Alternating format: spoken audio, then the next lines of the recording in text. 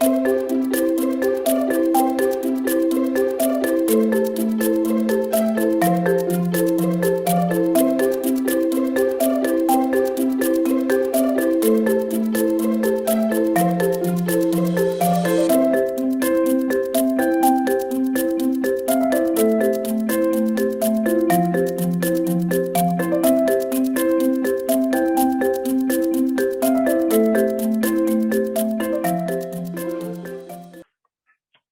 buenos días a todas las personas que nos acompañan. Agradecemos su presencia y en nombre de la comunidad climática reciban la más cordial bienvenida al seminario titulado Acciones Urbanas para la Reducción de Emisiones.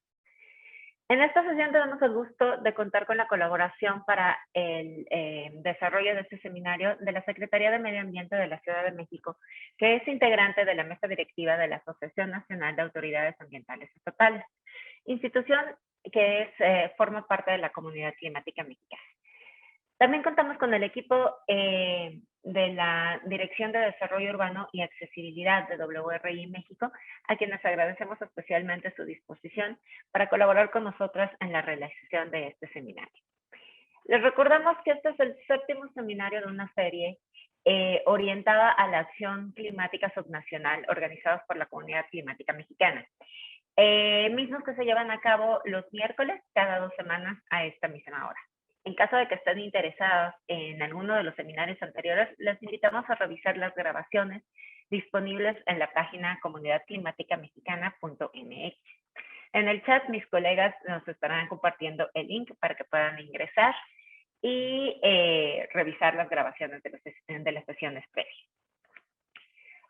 La comunidad climática mexicana es un esfuerzo de la mesa directiva de la ANAE, Asociación Nacional de Autoridades Ambientales Estatales, de la Iniciativa Climática de México y del Instituto de Recursos Mundiales, WRI por siglas en inglés, cuyo objetivo es acelerar la acción climática de los gobiernos subnacionales en línea con la trayectoria de 1.5 de calentamiento global, a través de la consolidación de una comunidad que promueva estos espacios de colaboración, acompañamiento y fortalecimiento de capacidades con el fin de promover un desarrollo sustentable, resiliente y bajo en carbono.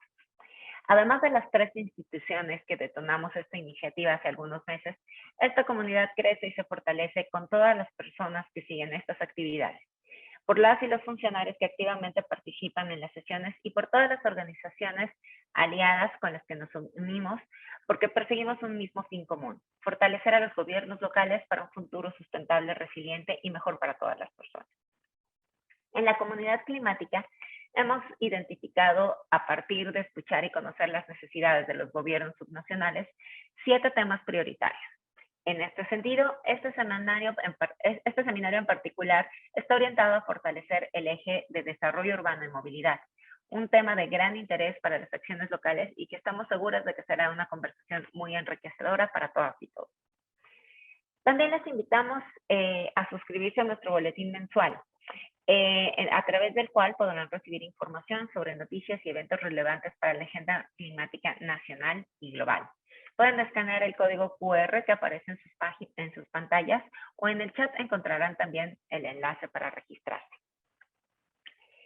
En el sitio web de la comunidad climática podrán encontrar la información diversa sobre nuestra oferta, repositorio de los videos, boletines anteriores y noticias de eventos propios. En esta sesión, en particular, les agradecemos la participación de nuestros panelistas: Óscar Vázquez, director de Cambio Climático y Proyectos Sustentables de la Secretaría de Medio Ambiente de la Ciudad de México, y de Pablo Lazo, director de Desarrollo Urbano y Accesibilidad de WRI México. Y como moderadores en esta ocasión nos acompaña Gabriela Alarcón, gerente de proyecto de la Comunidad Climática Mexicana desde la Iniciativa Climática de México. Mi nombre es Tania Jiménez, soy gerente de vinculación y fortalecimiento de capacidades en WRI México y tendré el gusto de acompañarles en la parte inicial y final de esta sesión. Antes de comenzar, me gustaría explicarles brevemente la dinámica de la sesión. Comenzaremos con una introducción al tema por parte de nuestra moderadora, Gabriela Alarcón, y continuando con la participación de Pablo Lazo, quien nos expondrá el resultado de un documento que se publicó hace un par de meses, que releva, que hace hincapié en la importancia y las oportunidades que tiene el entorno urbano hacia la acción climática. Finalmente, escucharemos la participación de Óscar Vázquez, que nos hablará de algunos proyectos en los que la Ciudad de México ha participado y ha desarrollado para mitigar las emisiones. Hacia el final de la sesión tendremos un espacio para escuchar y responder las preguntas de nuestro público guiadas por nuestra moderadora. Conforme avanzan las presentaciones, podrán ir escribiendo sus preguntas o comentarios utilizando la función del icono inferior derecho en su pantalla marcado como Q y A. Al final de las presentaciones retomaremos estas preguntas para que nuestros panelistas las respondan. Sin más preámbulo, les doy la palabra a Gabriel Alarcón para que nos dé una introducción sobre este tema y nos apoye con la moderación de esta sesión. Gaby, por favor, adelante. Bienvenida. Ya, muchísimas gracias por la organización de este seminario y la invitación. Es un placer estar hoy aquí, pues, platicando con ustedes. Óscar, Pablo, un gusto compartir esta mesa con ustedes, este seminario, y bienvenidas a todas y todos los asistentes el día de hoy, ¿no? Entonces, pues me gustaría dar un poquito de contexto, ¿no? Abrir, con un poco de información que puede complementar a lo que Pablo y seguramente Óscar nos presentarán y que va a ser muy interesante sobre este tema en particular. Pero bueno, a mí desde tiempo atrás, pues también dedicada al estudio de las ciudades, pues me gustaría pues justamente hablar sobre esta importancia, ¿no? Pues bueno, en primer lugar, reconocer que las ciudades son uno de los grandes inventos de la humanidad, pues porque potencian el conocimiento, las oportunidades para el desarrollo de sus habitantes y también la innovación para encontrar las soluciones a los grandes problemas de la humanidad, ¿no? Muchas veces se piensa que las ciudades y el cuidado del medio ambiente están contrapuestos y no necesariamente es así si es que se desarrollan de manera correcta, ¿no? Pero también hay que reconocer que las ciudades en el mundo son uno de los principales contribuyentes, ¿no? Al cambio climático, ya que de acuerdo a ONU Habitat, las ciudades consumen casi el 80% de la energía mundial y producen más del 60% de los gases de efecto invernadero y también producen otra serie de contaminantes, ¿no? En buena medida, ya hablando sobre el caso de México, en buena medida estas contribuciones a las emisiones de contaminantes de los distintos tipos tienen que ver con el modelo de desarrollo territorial que hemos desarrollado, que en buena medida se adoptó de otros modelos internacionales en donde, pues, como muchos de ustedes ya saben, ¿no? La expansión, ciudades que se expanden horizontalmente, que también muchos de estos cambios de uso de suelo se dan sobre los bosques, las selvas periféricas, en donde muchos de estos procesos se dan de manera irregular, con falta de planeación. Hay algunos datos que indican que alrededor de 2/3 partes de la construcción de vivienda que se ha hecho en las últimas décadas ha sido informal, ¿no? Entonces, pues todo esto genera pues algunas consecuencias negativas importantes que tienen que ver en primer lugar con la segregación espacial, principalmente de los grupos más vulnerables que se ven, no son los únicos, pero son los más afectados en cuanto a las necesidades de trayectos muy largos, costosos e inseguros, en buena medida porque pues, los servicios urbanos, principalmente transporte, pero también de otra índole como agua, residuos, etcétera, no son los más eficientes. Esto también nos lleva a problemas de contaminación del aire y, por supuesto, en suma, ¿no? Para englobar toda esta idea de los resultados de este modelo de desarrollo territorial de las ciudades, es que la ocupación es, digamos, no sustentable y es ineficiente, ¿no? Y algunas de las causas, si nos vamos unos pasos, digamos, para tratar de indagar un poco más a profundidad, pues tiene que ver con los arreglos institucionales que se dan para planear, para administrar y para operar y gobernar las ciudades, ¿no?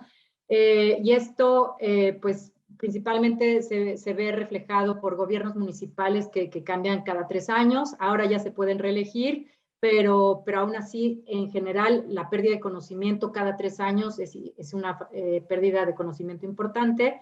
Hay ausencia de los servicios profesionales de carrera, que son clave para áreas técnicas, como en caso de finanzas, pero por supuesto también las áreas de medio ambiente, ¿no? La alta dependencia financiera que existe de los gobiernos subnacionales hacia la federación, entre otros elementos, ¿no? Y esto normalmente constituyen barreras muy importantes para poder implementar políticas climáticas ambiciosas, como las que estamos tratando de proponer en seminarios y en todas las discusiones que se dan alrededor de la comunidad climática mexicana y de otra serie de iniciativas para llevar, digamos, esta acción climática a otros niveles más ambiciosos, ¿no? Pero bueno, también hay algunas experiencias positivas.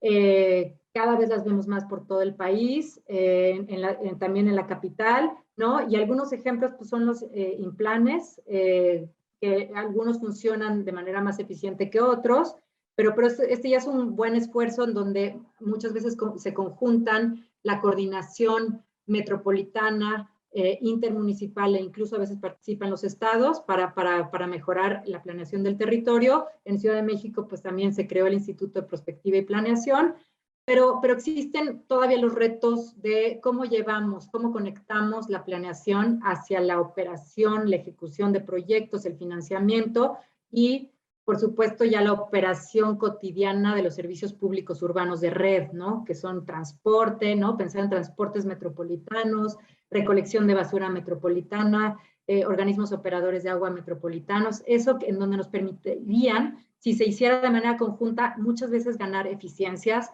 y tener una operación más técnica y también separada de pues, los ciclos políticos, ¿no?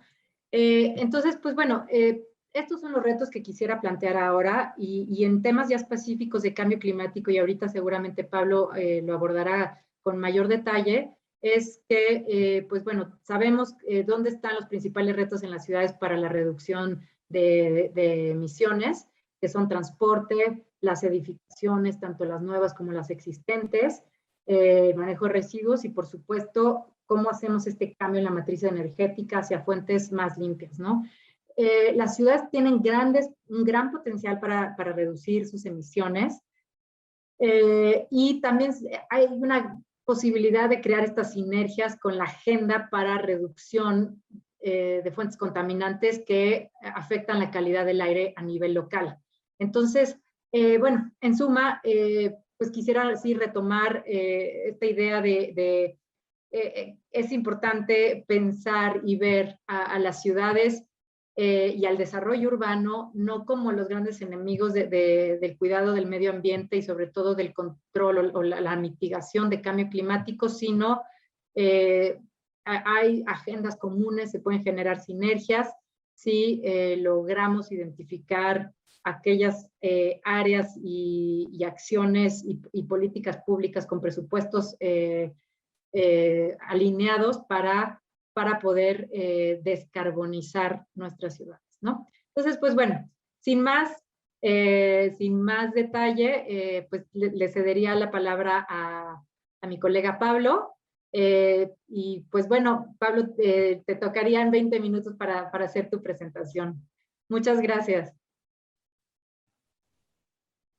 Gracias, Gaby. Buenos días a todos y todas. Es un placer estar aquí compartiendo con ustedes, con la comunidad, los resultados de un estudio que desarrolló WRI México dentro de un programa global denominado la Coalición para la Transformación Urbana y que demuestra, como lo van a ver a continuación, las grandes implicaciones que tienen nuestras ciudades en el reto climático.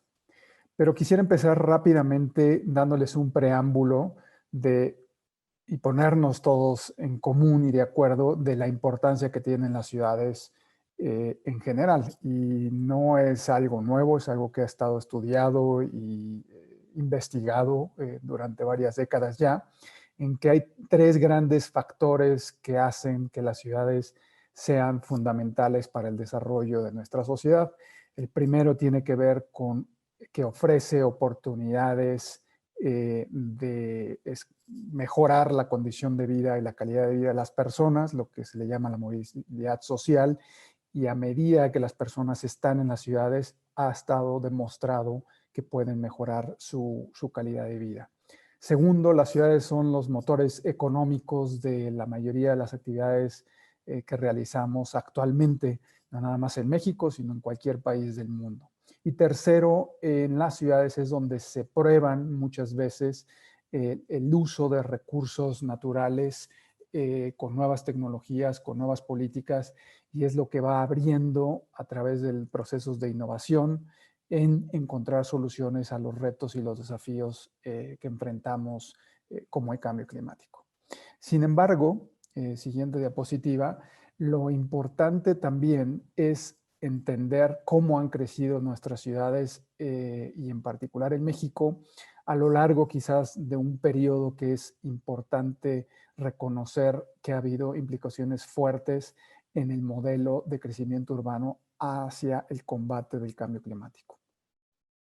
En los últimos 15 años aproximadamente, para darles un contexto, las áreas urbanas en nuestras ciudades se expandieron poco más de 1,500 kilómetros cuadrados.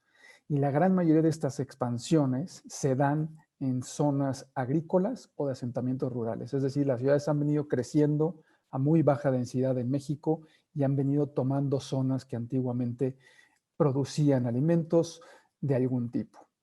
Y este crecimiento, este modelo de crecimiento además se ha exacerbado en las últimas 2 décadas con la presencia de vivienda social en la periferia, en donde se coloca la población más vulnerable o del sector formal, y realmente esto ha hecho pues que tenga una baja calidad de vida, un bajo acceso a servicios públicos y de transporte, y mayoritariamente los pobres son los que se concentran en estos asentamientos informales en la periferia de la ciudad. Entonces el modelo en términos de población, el modelo de las ciudades en México ha generado lo que les doy un dato, ha generado patrones de movilidad costosísimos e insostenibles para esta población, pero además ha generado un costo económico por la congestión vehicular y por la contaminación del aire que conllevan a generar situaciones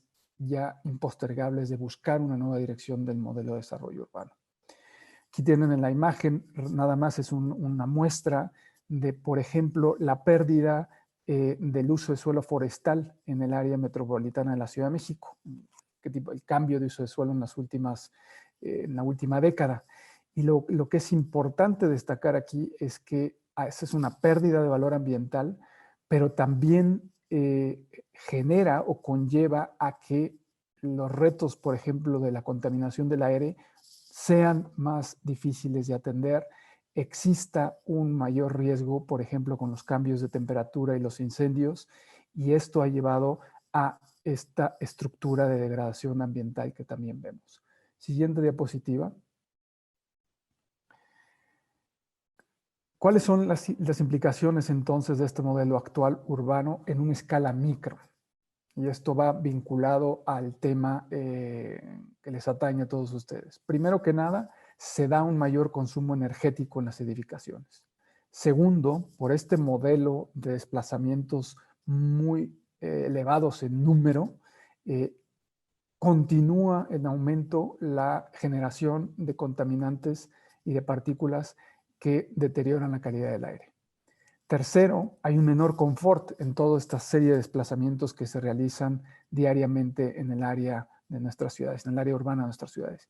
Y último, esto genera lamentablemente una mayor desigualdad en los estándares mínimos de vivienda y de transporte, principalmente para la población más vulnerable.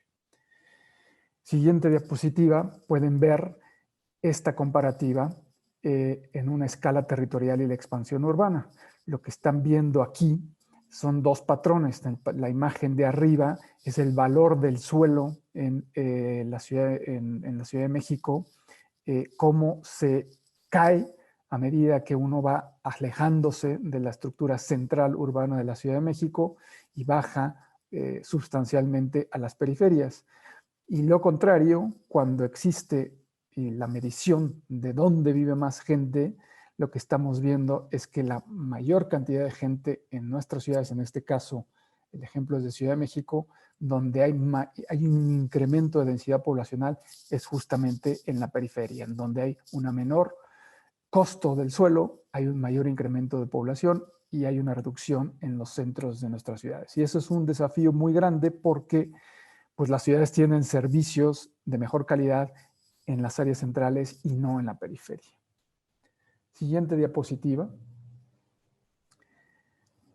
A escala territorial, entonces, lo interesante es que esta expansión urbana, en nuestro informe concluye que además de que ha aumentado significativamente en estas últimas décadas, se ha producido esa pérdida del uso de zonas rurales en la periferia de las ciudades.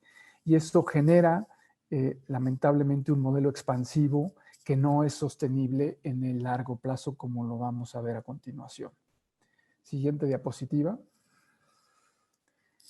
El modelo actual que tenemos en nuestras ciudades, les doy 4 datos que el estudio arrojó después de haber hecho una investigación en 73 áreas metropolitanas de las ciudades en México.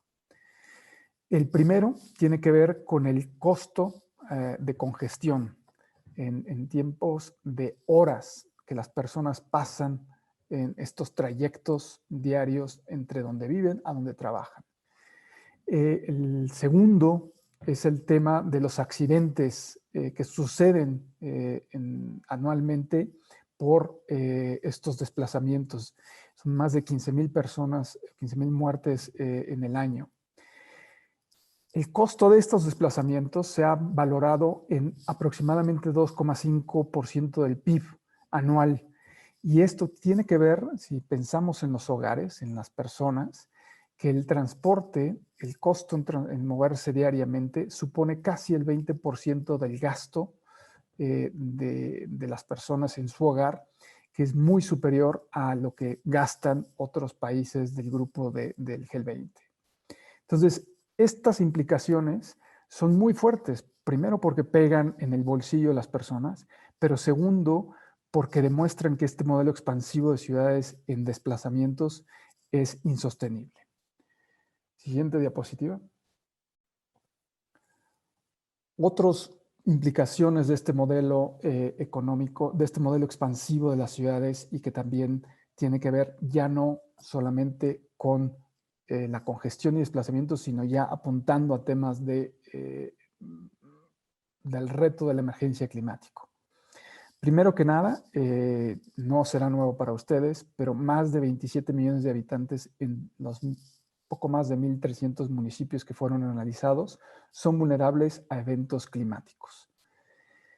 La mayoría de los estados del sur y del oeste, más la Ciudad de México, tienen una vulnerabilidad alta, muy alta a las inundaciones urbanas, como lo vieron recientemente en algunos anuncios que se hicieron de Atlas de Riesgos de la Ciudad de México. La mayor parte del país se considera en un riesgo alto o muy alto a deslaves urbanos. Y finalmente, el incremento de la temperatura por el efecto de isla de calor deteriora muchísimo la calidad de vida, sobre todo en las periferias urbanas. Siguiente diapositiva.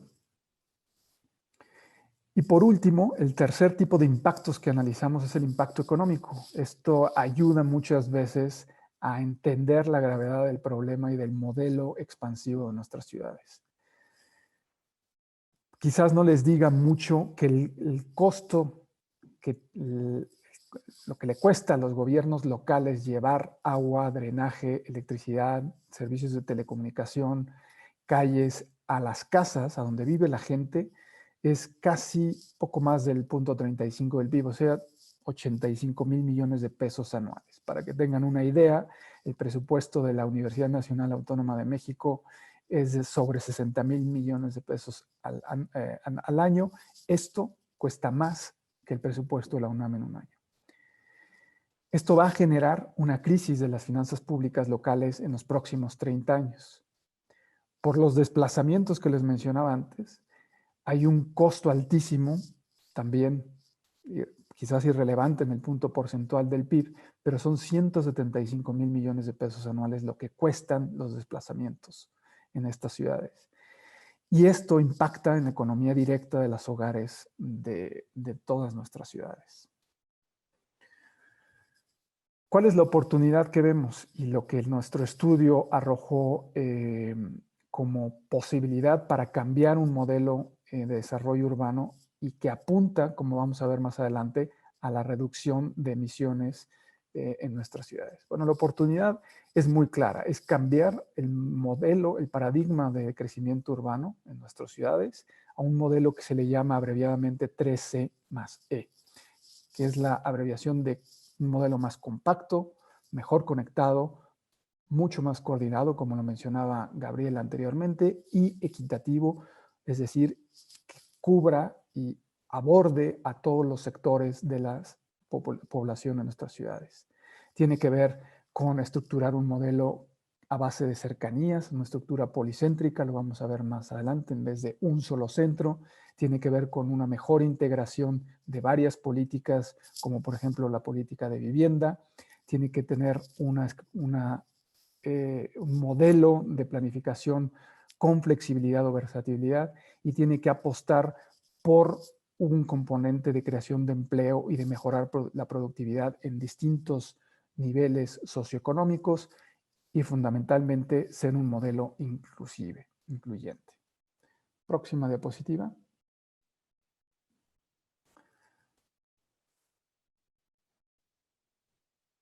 ¿Cómo abordamos esto para apostar también porque este modelo justamente reduzca la generación de emisiones y idealmente vaya encaminado en una trayectoria a la neutralidad en carbono? Esto tiene que ver con que los modelos de construcción, de planificación urbana, de normativa, pues tengan consideraciones mucho más de eficiencia, que lo vamos a ver un poquito más adelante, que tengan lineamientos y políticas y guías de sustentabilidad en cuanto a diseño, metodologías de medición y de monitoreo, que generen unos entornos más saludables en relación a la salud pública de las personas, que tenga viabilidad económica para ser implementado y que en el largo plazo apueste por un objetivo ambicioso como es la neutralidad en emisiones de gases de efecto invernadero.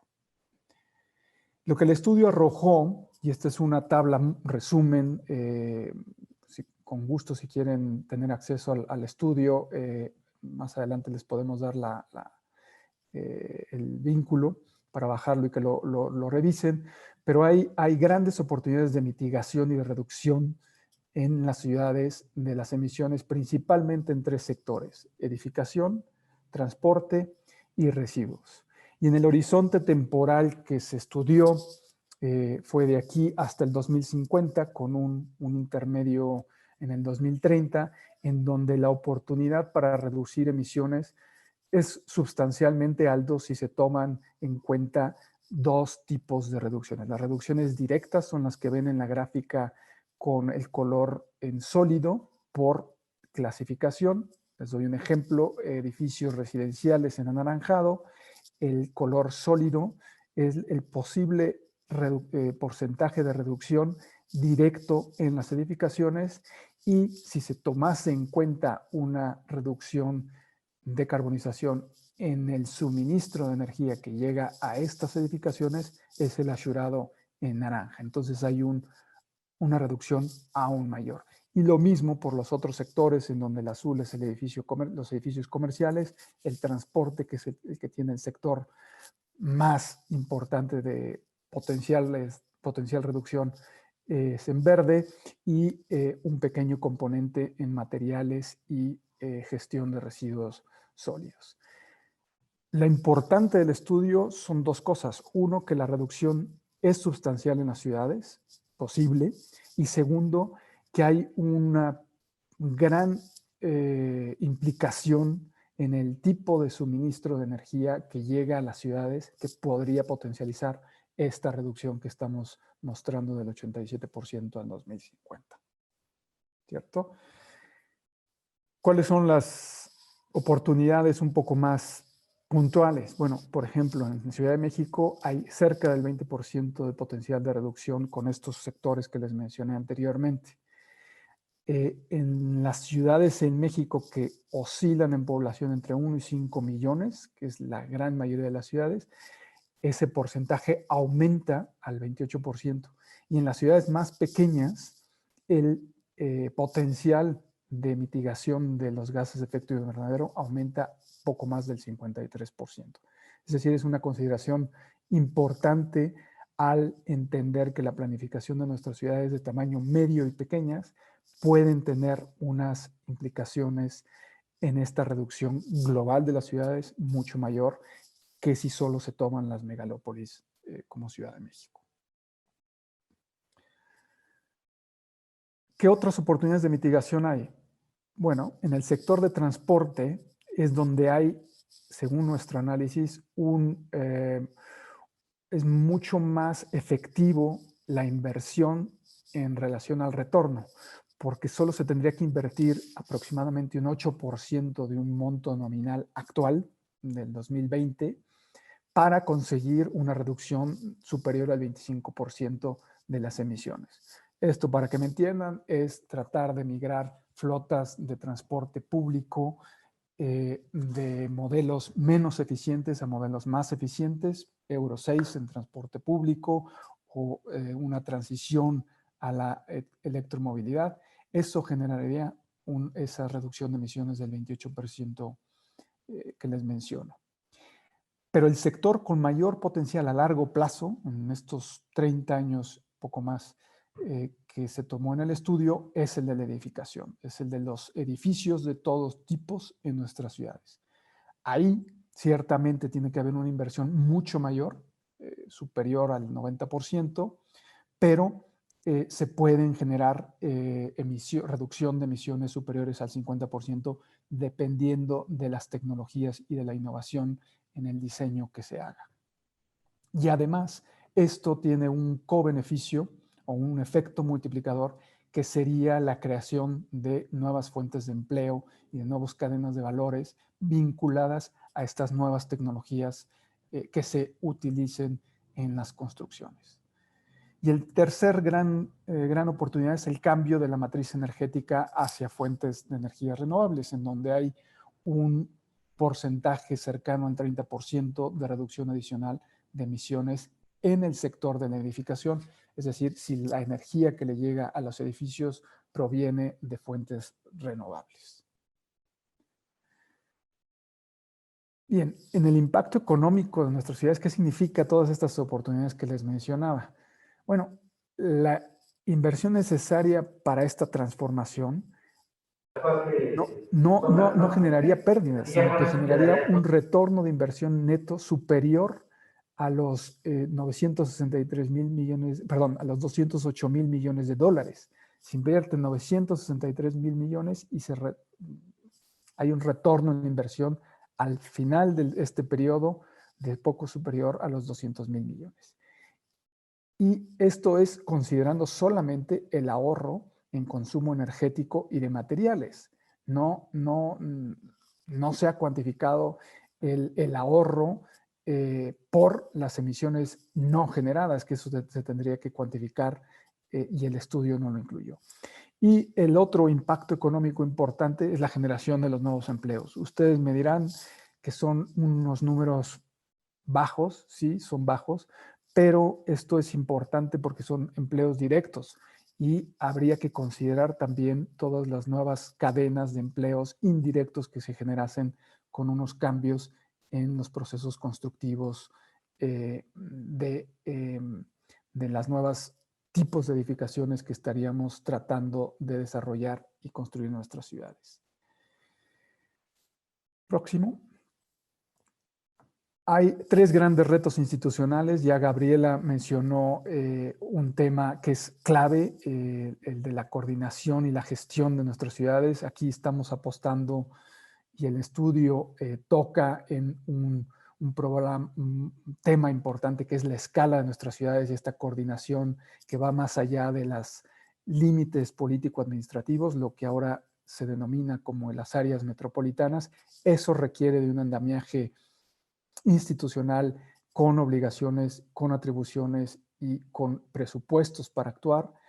La asignación de los presupuestos públicos que ayuden a regular la expansión a nivel nacional, delimitando zonas con prohibición de desarrollo urbano y cesión obligatoria de aprovechamiento urbano para viviendas sociales en zonas intraurbanas, y los ingresos y las capacidades que debe tener los gobiernos locales en el futuro para poder seguir satisfaciendo unas necesidades de servicios públicos y de infraestructuras que no van a ser posibles cambiar de la noche a la mañana en un plazo menor a 5 años, según apunta nuestro informe, pero que es importante garantizar que tengan estos gobiernos locales los ingresos necesarios para poder dotar de servicios públicos urbanos. Y esto tiene que ver con la capacidad de recaudación que tienen los gobiernos locales actualmente, que es muy baja en México.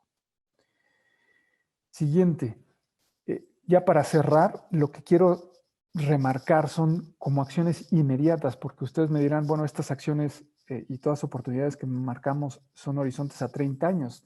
Sí, la transformación del modelo de desarrollo urbano no es un modelo, no es un cambio que suceda en un plazo de tiempo relativamente corto, pero tomemos en cuenta que lo que estamos tratando de hacer es cambiar ese modelo para las futuras generaciones que van a estar en nuestras ciudades y que en el 2050, si no se cambió el modelo hoy o no se empieza a cambiar el modelo hoy, va a haber repercusiones mucho más lamentables.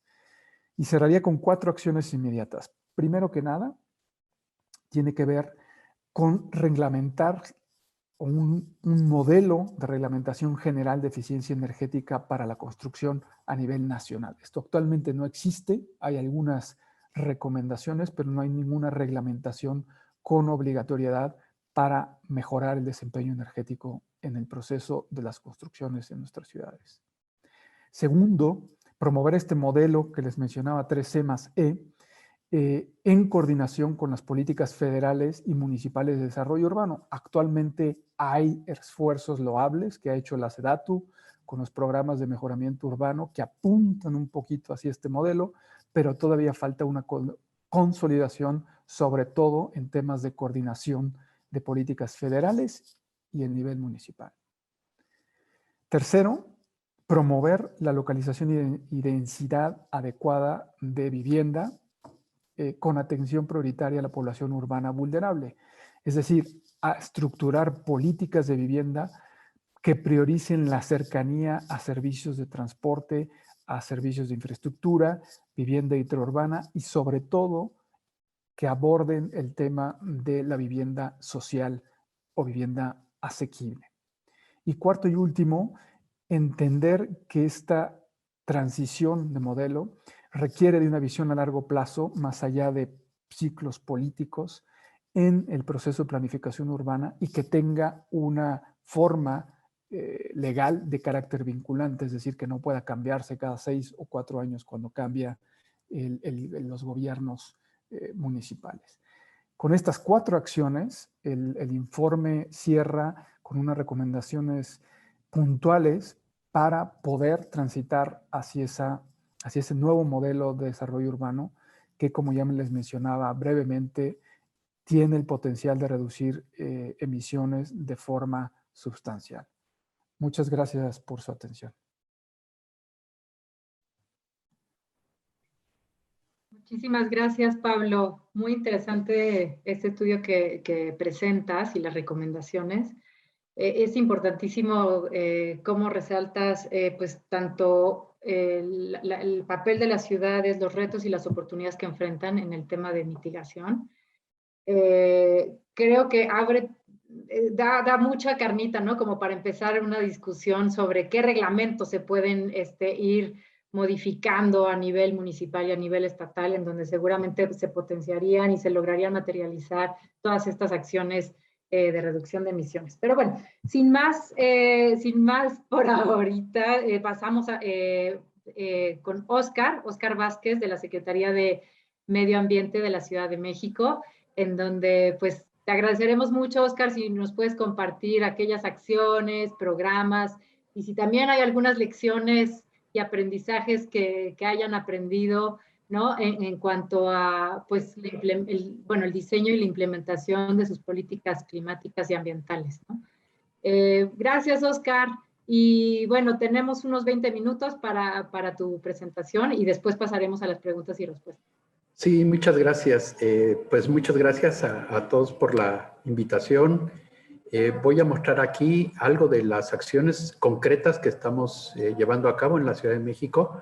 No es una lista exhaustiva, la lista es mucho mayor de lo que aquí presento, pero he tratado de acotar algo para 20 minutos. La siguiente lámina, por favor. Ok, ¿cuál es la situación actual de la Ciudad de México? La primera pregunta en el diagnóstico que se hace dentro de los trabajos que nosotros hacemos es determinar las emisiones. Bueno, tenemos que en un alcance 1 son 21 millones de toneladas. Esto es, el alcance 1 implica lo que se emite dentro del territorio de la ciudad. Por ejemplo, el transporte interno, por ejemplo, la combustión que se da interna. Pero no es todo. Hay un alcance 2 que implica ir más allá de las fronteras y donde, por ejemplo, aparece el consumo eléctrico que no se genera dentro de la ciudad. Ahí le sumamos 6.4 millones. Y hay un alcance 3, que por ejemplo implica el manejo de residuos, el transporte que va y viene a través de las fronteras que rodean a la ciudad. Y si sumamos todos estos niveles de emisión, pues llegamos a 40.5 millones de toneladas. Así es de que si ustedes llegan a ver varios valores de emisiones diferentes, pues es muy probable que todos sean verdaderos. Depende del alcance que tiene el análisis. ¿Y cuáles son los principales sectores emisores? Bueno, pues el transporte, claramente, más del 60%, y los establecimientos, etcétera, ¿no? Ya se ha hablado parte de esto en la presentación de mi colega. La siguiente, por favor. Entonces, lo que nosotros tenemos aquí, para empezar, como ya se dijo anteriormente, pues es un marco institucional necesario para llevar a cabo la política de cambio climático dentro de la Ciudad de México, donde tenemos pues a la Constitución Política, la Ley de Mitigación y Adaptación al Cambio Climático, que el 10 de junio pasado acaba de entrar en vigor una actualización de la ley, el Plan General de Desarrollo. Tenemos también el Programa Ambiental y de Cambio Climático que anunció nuestra jefa de gobierno y la Estrategia Local de Acción Climática y el Programa de Acción Climática. La estrategia como el documento de largo plazo al 2050, donde se hace un análisis y los grandes planteamientos de largo alcance, y el Programa de Acción Climática con un horizonte al 2030, en donde se plasman de manera concreta las acciones que se van a realizar. La siguiente lámina, por favor. Bueno, y nosotros iniciamos con un concepto de presupuesto de carbono, es decir, de acuerdo a lo que la Convención Marco de Naciones Unidas y el IPCC han establecido como los límites planetarios que tenemos para emisiones, pues hemos hecho un análisis de cuánto le correspondería de una manera lógica a la Ciudad de México en función de población, en función del Producto Interno Bruto, etcétera. Y pues tenemos que nuestro presupuesto de carbono de aquí al 2050 es de 402 millones de toneladas de dióxido de carbono equivalente. Eso es lo máximo que podemos emitir de aquí al 2050 para lograr los objetivos del Acuerdo de París. La siguiente, por favor. Entonces, se han diseñado pues, los instrumentos, tanto la estrategia como el programa, que ya decía yo, la estrategia pues, es un documento analítico de largo plazo y el programa pues dice acción por acción, sector por sector, con áreas responsables, metas a alcanzar, etc. La siguiente, por favor. Y pues la estrategia contiene 8 ejes: movilidad, ciudad solar, basura cero, manejo sustentable del agua y rescate de ríos y cuerpos de agua, revegetación del campo y la ciudad, capacidad adaptativa y resiliencia urbana, calidad del aire y cultura climática. La siguiente lámina, por favor. Las acciones concretas para reducir emisiones. La siguiente, por favor.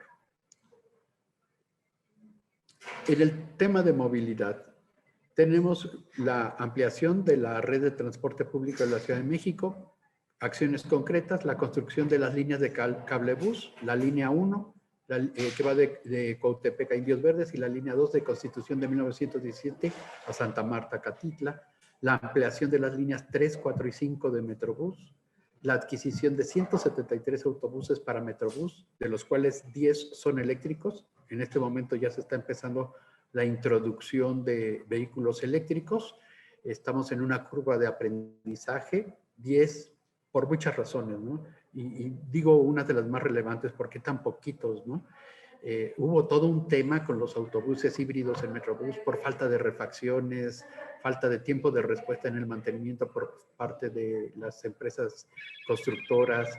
Entonces, pues esto es natural, es un mercado muy pequeño, un mercado internacional donde hay pocas unidades en todo el mundo, entonces se quiere avanzar poco a poco en esta curva de aprendizaje. La operación del programa de movilidad de barrio en el centro histórico, el trolebús elevado que va a correr sobre la calzada Ermita Iztapalapa, y estas acciones de movilidad nos están generando 59.420 toneladas mitigadas de CO2 equivalente al año, con la puesta en marcha de estas acciones. La siguiente, por favor. Tenemos el mantenimiento y renovación tecnológica del transporte, como son la sustitución de 284 autobuses obsoletos a través de la chatarrización, la incorporación de 300 unidades nuevas a la red de transporte de pasajeros, adquisición de 500 unidades de trolebuses, ¿no? Que además tienen la característica de que, bueno, evidentemente los trolebuses son eléctricos, pero traen un almacén eléctrico, baterías a bordo, que les da cierta independencia. Si las redes eléctricas, cae un árbol allá adelante sobre el tendido eléctrico de los trolebuses, se para toda la línea, ¿no? Entonces, esto permite que el vehículo se separe de las líneas eléctricas, evite la disrupción que haya ocurrido y se reintegre de nuevo al suministro eléctrico. También, por supuesto, la movilidad no motorizada. Tenemos la construcción de 139 kilómetros de ciclovías y se busca construir 28 más durante este año. La habilitación de 8 biciestacionamientos masivos y semimasivos y la promoción en todo momento del cambio de hábitos, ¿no? Para promover el uso del transporte en bicicleta. La siguiente, por favor. Tenemos la eficiencia energética y energías renovables. Aquí es muy importante el programa de Ciudad Solar, que incluye la central fotovoltaica de 18 megawatts en la central de Abastos, que será, ya está iniciando construcción y será la planta fotovoltaica más grande al interior de una ciudad en todo el mundo. Tenemos también, y que por cierto, aquí hago un comentario, lo que genere esta planta nos bastaría para alimentar gran parte de la movilidad urbana eléctrica que tenemos y que sería evidentemente un gran hit, que es el tema de que sea a través de energías renovables. Sin embargo, cuando hablamos de movilidad eléctrica, hay un tema de reforzamiento de redes eléctricas, particularmente en el Valle de México, ya un tema de décadas.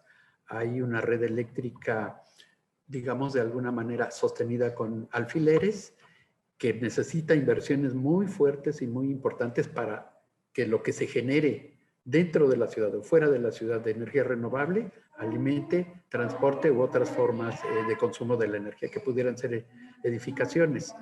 Es todo un tema el traer y llevar la electricidad. En fin, tenemos la planta de producción de biodiesel que ya de manera piloto ahorita, para que todo el aceite usado que se genera en las centrales de abastos se dedique a producir biodiesel. Tenemos la instalación de 1.548 calentadores solares de agua en las viviendas dentro del programa de reconstrucción de la Ciudad de México. Sistemas fotovoltaicos ya instalados en 2 edificios públicos con la meta de llegar a 300 edificios públicos con sistemas fotovoltaicos. La capacitación y certificación de instaladores de sistemas fotovoltaicos y calentamiento solar de agua, que si estamos desarrollando programas necesitamos técnicos capacitados que puedan hacer esas instalaciones. Estas acciones pues nos reducen 33.147 toneladas de CO2 equivalente al año. La siguiente lámina, por favor. En el tema de residuos, pues tenemos la operación de la nueva estación de transferencia en Azcapotzalco, que puede recibir 1.400 toneladas de residuos al día. Y aquí lo voy a repetir porque muchas veces estos números no se comprenden cabalmente. 1.400 toneladas al día. ¿Se imaginan lo que es eso? Traten de visualizar lo que son 1.400 toneladas al día. Bueno, esa planta es lo que está procesando, ya está arrancando y es algo tremendo. En la central de abasto se avanzó en la instalación del primer biodigestor anaeróbico que procesará 50 toneladas diarias de residuos, ¿no? Y generará biogás. Y la instalación de una planta de tratamiento de residuos de la construcción y demolición con capacidad de 1.000 toneladas diarias en la alcaldía Miguel Hidalgo. Estas acciones generan 403.000 toneladas de CO2 mitigadas al año, muy importante. Recordemos que un motor de combustión interna lo prendes, lo pones en funcionamiento, puede ser eficiente, mitiga, pero lo apagas y deja de dar el beneficio. Con los residuos no pasa eso. Los residuos tradicionalmente se entierran en rellenos sanitarios y siguen generando metano durante décadas. Entonces, lo que procesemos, lo que reutilicemos, lo que compostemos, lo que hagamos beneficios en función de los residuos, generará una mitigación que se iba a generar durante décadas. De ahí los números tan importantes como 403.000 toneladas de dióxido de carbono evitadas. La siguiente, por favor. En calidad del aire, pues tenemos mejoras del programa de verificación vehicular obligatorio, la promoción para la adquisición y uso de pinturas de productos de limpieza, ¿no? En un primer momento dentro de nuestra Secretaría de Medio Ambiente, y la aplicación de la norma NADF 011-2018 que promueve la instalación de equipos de control de emisiones de compuestos orgánicos volátiles. Estas acciones brindan un beneficio de 556.000 toneladas de dióxido de carbono al año. Claro, la verificación vehicular de los millones de vehículos que circulan en esta ciudad da estos beneficios tan importantes. La siguiente, por favor. Algunas sinergias entre la adaptación y la mitigación de emisiones. La siguiente, por favor. Pues tenemos el programa el eje de revegetación del campo y la ciudad. Dentro de Reto Verde, pues el sembrado y la reforestación de millones de árboles. Y el tema de atención a incendios forestales, donde se ha reducido en 49% las zonas afectadas por incendios forestales y que están generando un beneficio de 74.000 toneladas de CO2 mitigadas. La siguiente, por favor. Tenemos el programa de rescate de ríos y cuerpos de agua, en donde se han creado humedales. Si tienen oportunidad, vayan a visitarlos, están bellísimos. En el Bosque de Aragón, en el Zoológico de Chapultepec, en el Parque Cuitláhuac, en la planta de tratamiento de aguas residuales del Cerro de la Estrella, y que incluye pues pabellón hidrobotánico, los humedales con tratamiento de agua, por supuesto, agua residual tratada, y que además de dar beneficios, digamos, en términos de la mitigación que ahí se indica, son áreas estratégicas. Recordemos que la Ciudad de México, por increíble que parezca, tiene una biodiversidad propia. Aquí adentro de la ciudad hay especies endémicas. Y además nos visitan, sobre todo en invierno, aves migratorias, patos, garzas, etcétera, que vienen de Estados Unidos y Canadá. Se vienen a refugiar, por ejemplo, en el Bosque de Aragón, ¿no? Los vecinos de aquellos rumbos están esperando en invierno la llegada de estas aves que además pues engalanan a nuestra ciudad. La siguiente lámina, por favor. el manejo sustentable de agua. Tenemos un programa muy importante de cosecha de agua de lluvia, en donde se instalan sistemas de captación en vivienda. A la fecha se han instalado 25,000 sistemas con más de 63,000 metros cúbicos de agua captada al año, que implica 312,000 kilowatts de hora, 312,000 kilowatt hora de electricidad que se evita consumir por bombeo de agua potable, con la mitigación de emisiones consiguiente, porque pues en nuestro país la electricidad se genera básicamente quemando combustibles fósiles. La siguiente, por favor. Y bueno, pues aquí tienen la última lámina. Nos faltó parte del equipo, por alguna razón se movió. Está Ana, Tania Nash, por ahí nos falta Sara, nos falta Cristina, nos faltan Pedro, que son parte del equipo de cambio climático, y que pues esto hay que reconocer que es una labor de equipo, tanto con los que integramos la Dirección de Cambio Climático como los mandos del Gobierno de la Ciudad de México, nuestra directora general Leticia Gutiérrez, nuestra secretaria Marina Robles y por supuesto Claudia Sheinbaum, la jefa de gobierno, porque ustedes saben, si no hay un lineamiento en todo el gobierno, pues en ningún lado funcionan las cosas, y estos avances se deben gracias a que hay todo un lineamiento y una alineación institucional. Bueno, me apuré para tratar de no abusar del tiempo, creo que me sobró un poquito de tiempo. Muchas gracias a todos. Muchísimas gracias, Oscar. No, hombre, con una puntualidad impresionante. Muy interesante todo lo que planteas sobre las acciones y los instrumentos de política que ya pusieron en marcha. Me llama mucho la atención este presupuesto de carbono, ¿no? Es muy innovador en México, y sobre todo que está alineado a esta ruta del 1.5. Y en otras tantas áreas también en donde ya están trabajando rumbo a esta descarbonización, pero también hacia esta adaptación y resiliencia de la ciudad, ¿no? Digo, siendo este monstruo gigante, ¿no? Para todos los chilangos nos cuesta mucho trabajo entender, ¿no? Y tomar como que en perspectiva todas esas acciones que están aplicando. Pero bueno, concluimos ahorita con las presentaciones y pasamos a la siguiente fase, digamos, de nuestro seminario, que pues es la fase realmente pues importantísima, ¿no? Y la razón de ser de este seminario, que es en donde interactuamos con las y los asistentes, y pues ya nos hicieron llegar ahí varias preguntas. Las estamos tratando de organizar, ya las tenemos aquí algunas, para poder responder sus dudas que quedan. Algunas son aclaraciones y otras son más reflexiones, ¿no? Donde a ver si podemos profundizar. Entonces, bueno, les comparto. La primera pregunta que nos pusieron es: ¿cuáles son los parámetros que se utilizan para medir la calidad de vida en las ciudades?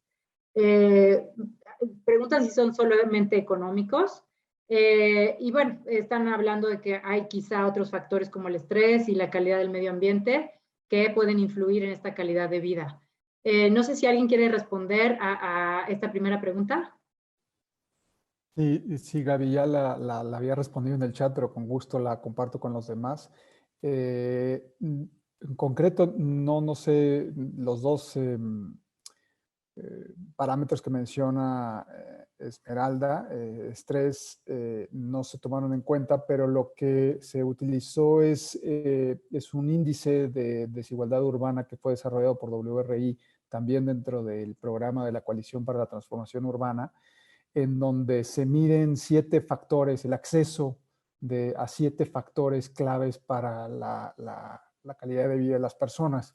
En este empleo, educación, el acceso a alimentación, a transporte público, a vivienda, y eso en función de cómo accede la gente y cuánto demora la gente en llegar a estos diversos factores. Entonces, lo ponía ahí en el chat, es una plataforma de datos abierta que la pueden consultar, bajo lo cual nos ayudó a medir esta calidad de vida y el reflejo de que el quintil de la población que tiene mucho mejor acceso a este tipo de factores evidentemente tienen una mejor calidad de vida.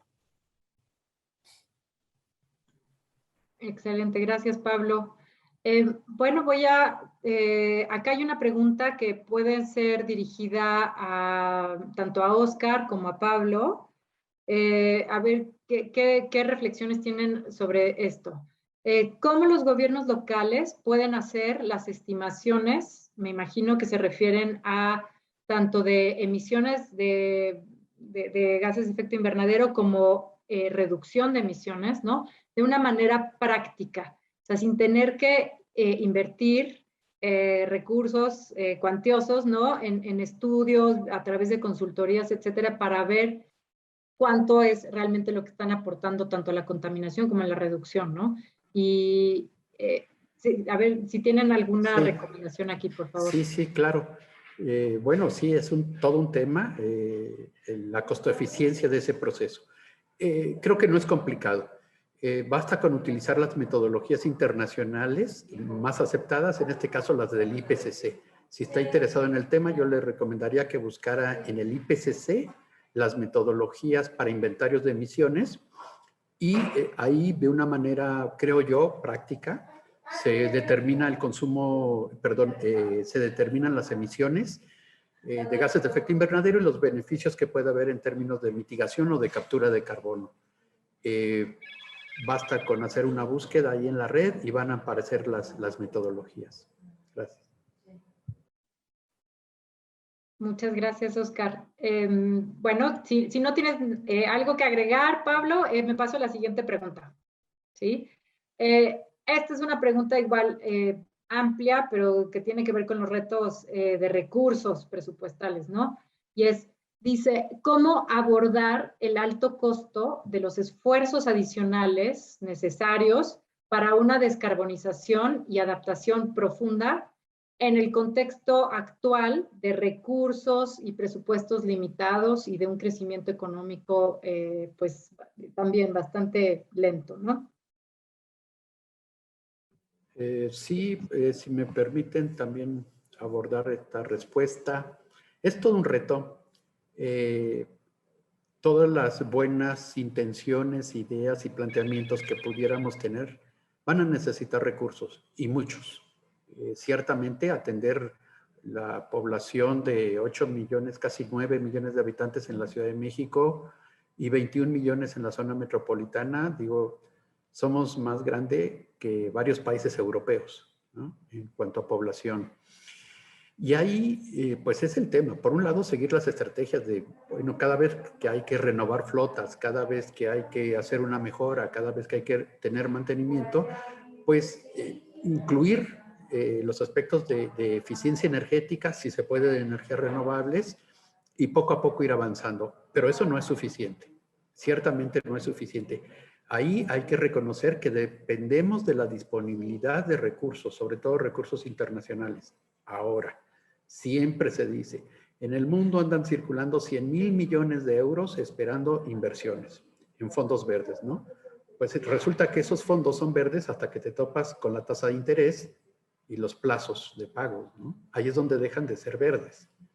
Creo yo que se necesita verdaderamente de recursos que puedan apoyar las acciones que tanto Ciudad de México como otros muchos gobiernos locales en el mundo, incluso países, están tratando de abordar y que se enfrentan con esta situación real de escasez de recursos, puesto que las condiciones de los préstamos o de los financiamientos, pues no son asequibles, ¿no? Y menos en la situación actual de crisis económica.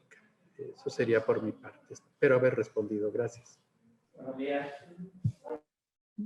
Yo complementaría, Gaby, si me permites, con dos precisiones. La primera es, y no tengo el dato preciso, pero está en el informe que ya les compartí en el link, que hay un problema en México, y no nada más es de México, hay otros países en América Latina que también padecen de esto, que es la muy baja recaudación fiscal a nivel local que existe en nuestras ciudades. Entonces, en la medida en que ese nivel de recaudación no aumente, el gap, la falta, que es lo que mencionaba Oscar, de inversión para este tipo de servicios públicos, le va a costar mucho más y va a ser mucho más difícil cuadrar los números para los gobiernos de las ciudades para seguir dotando de este tipo de servicios a la población. Y el segundo tiene que ver con el modelo de las ciudades. A medida que las ciudades siguen creciendo y siguen este modelo expansivo de muy baja densidad, pues la cantidad de red de, vamos a decir, de suministro de energía eléctrica o de agua y saneamiento o de calles, pues sigue creciendo y el costo de mantenimiento de estas redes a lo largo, pues va a seguir aumentando. Si se pudiese contener o inclusive densificar dentro de la red existente, el prorrateo de mantenimiento de los costos de estos elementos urbanos a la larga va a bajar porque va a haber más gente viviendo y pagando impuestos para el mantenimiento de estas infraestructuras. Esas dos anotaciones quería hacer. Sí, excelente, muchas gracias. Sin duda es todo un reto, ¿no?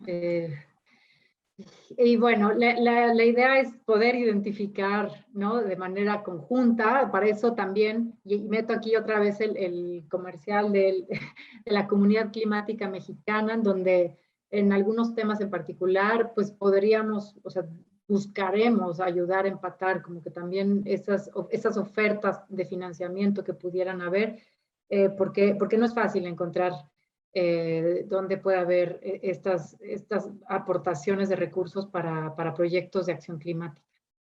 Bueno, me paso a la siguiente pregunta. ¿Qué estrategias de descarbonización en las edificaciones consideran que pudieran ser las más eficientes? Si puedo contestar rápidamente, creo que ya la había visto. A ver, hay como dos grandes implicaciones en el proceso de las edificaciones que hay que distinguir. El primero es las emisiones generadas por los materiales base de construcción, acero, concreto, cemento, arena, etcétera, en donde ya la industria que produce estos materiales base ya tiene varias iniciativas muy potentes de reducción de emisiones en su producción de estos materiales. Entonces, los materiales que uno recibe, que los arquitectos o los ingenieros o las personas reciben en sus terrenos para construir sus casas, ya tienen un componente de reducción de emisiones en la producción del material mismo. Y lo que falta es el proceso de construcción y las normas que puedan ayudarle a estas personas o a los arquitectos a construir edificios de forma más eficiente. Hay algunas recomendaciones para algunos productos que, por ejemplo, generan mucho mejor aislamiento térmico en los techos o en la cancelería, en los marcos de las ventanas, pero son recomendaciones a los productores, no son normativas a los diseñadores y a los arquitectos y a los ingenieros al momento de proyectar nuevas edificaciones. Entonces, lo primero que tendría que hacerse es establecer estas ciertas normas, que las hay en países en Europa y en otros en América Latina, Colombia, Chile y Brasil, por mencionar algunos, que tienen 3, 4 normas de eficiencia energética, de desempeño energético en los componentes básicos de las edificaciones, techos, losas, muros y materiales base, que ayudarían a disminuir las emisiones por este sector.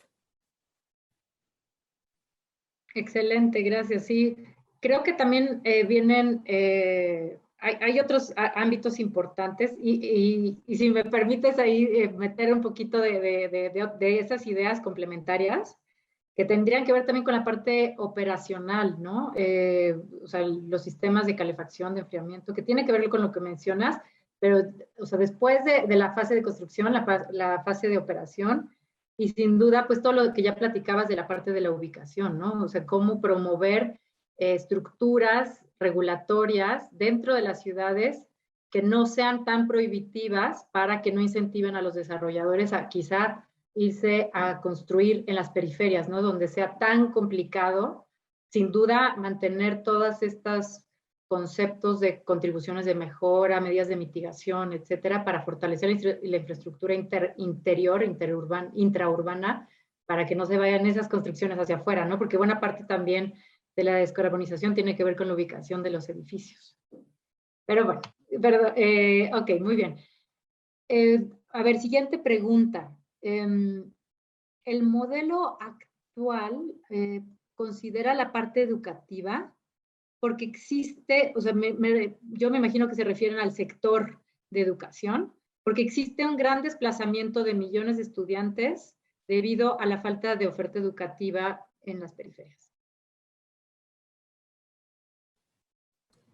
Sí, la vi, Gaby. Yo creo que la pregunta, si lo que se refiere es el análisis de los desplazamientos a los puntos de educación, a las escuelas, a los centros de educación, en este índice que les mencionaba antes, sí lo toma en cuenta. Ahora, números de viajes por estudiantes, que es la otra parte, como que hace el guiño a la pregunta, esa desagregación no se hizo en el estudio, pero lo que sí se tomó en cuenta es la cantidad de tiempo que le lleva a la población en las áreas metropolitanas que están contenidas en el estudio, de dónde viven a los centros educativos. Eso sí se tomó en cuenta, pero no hay una desagregación fina de viajes que son de estudiantes, por ejemplo, viajes que son de la mamá o del papá con el niño a la escuela. Son viajes totales. Muy bien, muchas gracias. La siguiente pregunta es para Oscar. ¿Han tenido apoyos externos financieros para realizar este tipo de acciones? Y si sí, ¿cuáles son? Nos gustaría tener una asesoría más directa en la Secretaría de Medio Ambiente del Estado de Puebla, en la Dirección de Cambio Climático. Hay una serie de recursos que se han estado utilizando. En este momento no tengo el dato preciso de las fuentes específicas para cada uno de los proyectos. Con gusto podemos compartir toda la experiencia y las lecciones aprendidas, porque pues esto implica un proceso, una curva de aprendizaje. Pero yo diría que un punto crucial, sobre todo cuando uno está escaso de recursos, es la asistencia técnica. Tenemos a WRI, tenemos a ICM, tenemos a las agencias de cooperación internacional, GIZ, USAID, la agencia francesa, etcétera, etcétera, etcétera, que en un momento dado brindan apoyo técnico, brindan especialistas que ya vivieron proyectos, que nos enseñan a no repetir los mismos errores. Y que este punto de arranque con especialistas es muy importante para dimensionar, para conocer el monto de inversiones necesario, para saber dónde estarían los cuellos de botella, los posibles problemas, los retos, cómo se resolvió en otras ciudades. Por ejemplo, vamos a poner líneas de Metrobús y qué haces con los permisionarios actuales, cómo los organizas, cómo los integras a la red, cómo evitas conflictos sociales, cómo gestionas recursos de una nueva empresa que va a correr sobre la línea de Metrobús, que va a pedir un crédito para hacerse de los vehículos y que no tiene historial crediticio porque es una empresa nueva. ¿Cómo se resuelve eso? Eso para muchos proyectos, ¿no? Entonces me parece que la asistencia técnica que todas estas organizaciones de la sociedad civil y agencias internacionales pueden brindar es fantástica, es oro molido y hay que aprovecharlo para entonces saber qué es lo que viene. Y con gusto compartimos la información que menciona. Gracias. Muchas gracias, Oscar. Pues bueno, siguiendo en esta misma línea, otra pregunta de nuestros colegas me parece que es de Puebla, de Tlaxcala. Preguntan sobre acciones específicas de mitigación, si hay alguna recomendación, digamos, como para empezar a priorizar para descarbonizar al transporte motorizado. Bueno, la experiencia de la Ciudad de México es que una de las grandes, digamos, fuentes de mitigación de emisiones es la verificación vehicular. No es muy popular, es un reto político llevarlo a cualquier lado, pero ya vieron los números en la presentación, ¿no? O sea, porque son millones de vehículos. Seguramente en otras comunidades la proporción de emisiones de los vehículos es muy grande, ¿no? Podríamos hablar también, como ya se ha mencionado, de edificios, ¿no? Ahí hay una gran oportunidad porque ser eficiente en un edificio también significa ahorrar dinero por factura eléctrica, por combustibles para calefacción, etcétera, ¿no? Entonces ahí hay una relación costo-beneficio importante. Otro es la vivienda, ¿no? Sobre todo en comunidades donde en las periferias se sigue usando de manera importante leña y carbón, e incluso basura para calentar agua y para cocinar, para la cocción de alimentos. Hay un área de oportunidad donde además de reducir emisiones, se impacta en la salud. Generalmente son las mujeres las que están expuestas al fogón y esto trae problemas de tumores en pulmones, en vías respiratorias, males oculares, etcétera, etcétera. Entonces hay un beneficio social, hay un programa de género ahí, hay reducción de emisiones, etcétera, ¿no? Entonces, habría que ver, y hay que empezar por un inventario básico que nos diga dónde están las grandes oportunidades de reducción de emisiones. Gracias. Muchas gracias, Oscar. Va otra pregunta, me parece que está más dirigida hacia ti. ¿Se tiene contemplado incentivar las buenas prácticas de los particulares que desarrollan acciones enfocadas en la mitigación de emisiones de gases de efecto invernadero? Sí, y de hecho ya existe un programa así, que es el Programa de Certificación de Edificaciones, ¿no? El PECES, por sus siglas. Ahí se pueden certificar construcciones y obtener algunos beneficios fiscales, ¿no? Por las prácticas que se estén llevando a cabo. Hay un menú muy grande de acciones que se pueden llevar. Hay un procedimiento aquí en la Secretaría del Medio Ambiente del Gobierno de la Ciudad de México para solicitar esos beneficios.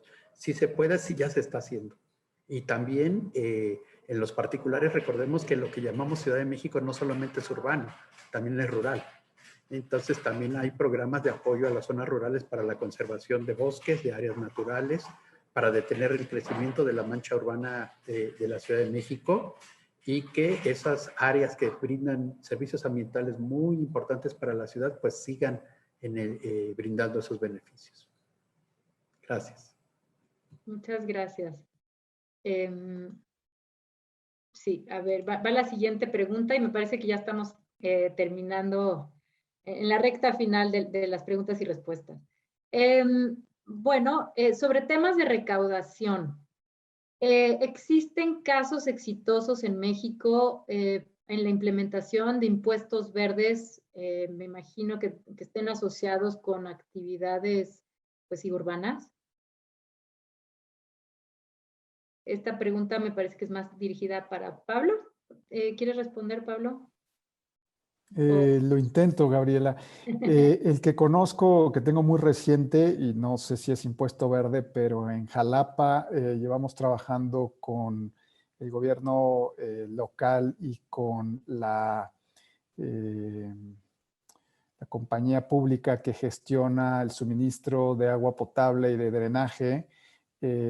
Construimos con ellos un estudio para...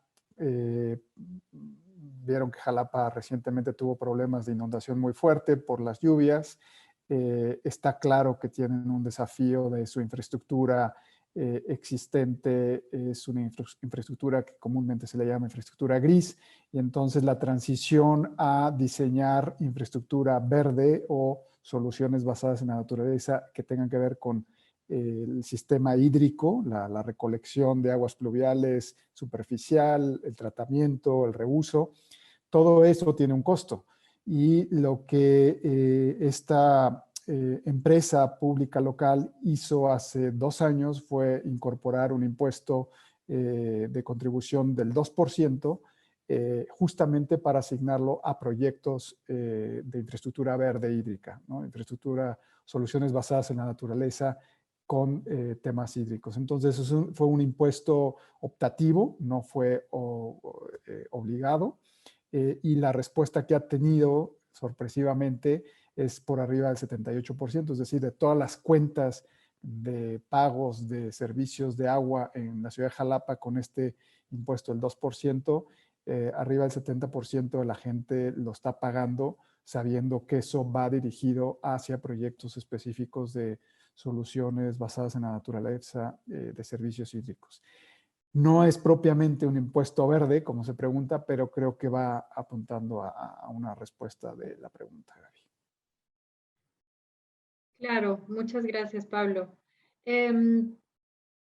Sí, yo creo que a nivel impuestos, por ejemplo, en edificaciones, yo también desconozco si hay algunos casos así, pero más que impuestos, existen contribuciones, ¿no? De mejora y pagos por derechos de desarrollo, eh, ese tipo de cuestiones. También las contribuciones que tienen que dar los desarrolladores para mejorar la infraestructura hídrica, mitigar impactos urbanoambientales, etcétera, y que la Ciudad de México lo tiene bastante desarrollado, al menos en reglamentación.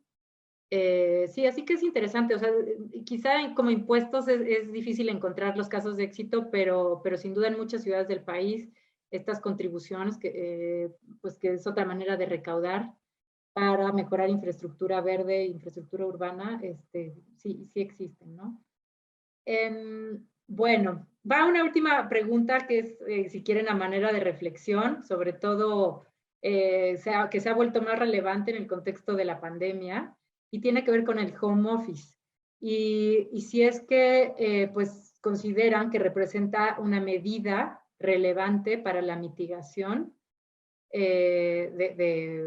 bueno, de las emisiones y de los contaminantes, y que pudiera ser algo que se implemente, que se incentive de manera pues ya oficial para que esto sea una tendencia, si vale la pena, para que se quede en nuestra nueva cultura laboral. Pues, si me permiten, al parecer llegó para quedarse, ¿no? Eso parece ser que así es. En la nueva realidad estaremos alternando oficina con casa, con vivienda, para estar trabajando. Sobre si eso, hasta qué punto represente una mitigación de emisiones, habría que analizarlo, y ahí yo lanzaría la pregunta a los expertos, ¿no? Habría que hacer un estudio. Ciertamente se evita algo en el transporte, me parece, pero es a manera de intuición, que las emisiones por cocción de alimentos aumentan. Cocinar en casa es más ineficiente que hacerlo en mayores cantidades, desde restaurantes hasta fondas. El consumo de agua me parece que incrementa. El consumo eléctrico me parece que incrementa, porque consumir iluminación en casa es más ineficiente que hacerlo de manera masiva en una oficina. Entonces hay elementos que habría que analizar y ver hasta dónde eso representa una reducción de emisiones. Y les pongo, por ejemplo, el uso del transporte público, del metro. Pues solo se van a reducir emisiones si se disminuye el número de trenes que estén circulando, ¿no? Si la cantidad de personas que dejó de usar el metro no es suficiente para que se refleje el número de trenes que dejan de circular, pues no va a haber reducción de emisiones. Estoy lanzando ideas al aire, ¿no? Entonces me parece que sí requiere de un análisis para saber el impacto real que eso tendría en términos de emisiones.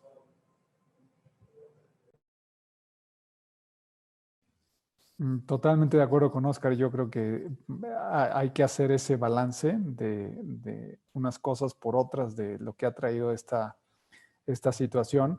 Y nada más complementaría con un efecto indirecto que lo mencionaban en una pregunta anteriormente, que es todo el tema de no tener los desplazamientos diarios largos de 2 horas, 2 horas y media, de muchas gentes en las periferias de nuestras ciudades, al hacerlo quizás 1 o 2 veces en vez de 5 días a la semana, creo que ahí hay unos cobeneficios mentales de salud pública muy importantes también que habría que analizarlos bien. Bueno, pues interesantísimo, Oscar, Pablo. Muchísimas gracias a las asistentes y los asistentes por todas sus preguntas. Ya no tenemos más preguntas en este momento, así que pues bueno, yo creo que ya es momento de cerrar, así que y de agradecer su interés. Gracias a los panelistas por sus respuestas, sus reflexiones, y sobre todo por esta disposición a continuar el diálogo con quienes se han mostrado interesados para conocer y ahondar más sobre estas acciones y rutas para descarbonizar las ciudades. Así que bueno, ya con esto pues llegamos al final de la sesión y le regreso el uso de la voz a Tania para que nos comparta unas últimas palabras de cierre y sobre todo ver qué sigue. Muchas gracias.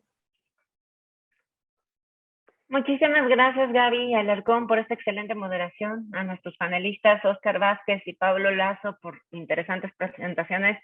Creo que fue un marco muy interesante hablar de las ciudades porque salieron muchos temas de interés de la comunidad climática, ¿no? Hablamos un poco de expansión, hablamos un poco de gestión de riesgo, hablamos de gestión de residuos, eficiencia energética, suelo de conservación. Todos estos han sido temas que los participantes en la comunidad nos han mencionado en diversas ocasiones que son temas de su interés para poder profundizar. Muchas gracias también antes de despedirnos, quisiera extenderle un par de invitaciones. El próximo miércoles 6 de octubre a las 10 de la mañana, es decir, en 2 semanas, siguiendo con nuestra serie de seminarios, estaríamos llevando a cabo el 8º seminario, en esta ocasión a cargo de ICM, de la Iniciativa Climática de México, como organización convocante, con el título El sector agropecuario en la acción climática, gestión sostenible del territorio. En el enlace en el chat podrán encontrar el enlace de registro. Les esperamos en esta sesión, recordando que, bueno, tenemos esta serie cada 2 semanas con diferentes temas. Si se registran nuevamente en el boletín o a través de las redes sociales de ICM y de WRI, podrán encontrar las menciones y las convocatorias a estas sesiones. Al finalizar esta sesión encontrarán una pequeña encuesta de 4 preguntas donde les agradeceremos a quienes tengan oportunidad de dejar su opinión sobre este seminario para poder continuar retomando sus insumos y mejorando esta serie que apenas arranca. Por ahora estamos planeando los temarios y demás, más o menos hasta por mediados del próximo año. Entonces, va para largo, tenemos mucho espacio, muchas sesiones para tocar diversos temas. Les agradeceremos que nos ayuden a saber cuáles son los de mayor interés para ustedes. Nuevamente, quisiera agradecer a nuestros panelistas por sus excelentes presentaciones y el apoyo a nuestra moderadora, a la Secretaría del Medio Ambiente de la Ciudad de México por su apoyo en la realización de este seminario y particularmente a todas las personas que nos siguieron esta mañana con su participación. Les recordamos que en el sitio de la página Comunidad Climática Mexicana podrán encontrar en breve la grabación de este seminario y de las ediciones anteriores. Los esperamos en los próximos eventos de la Comunidad Climática Mexicana y que tengan un excelente día.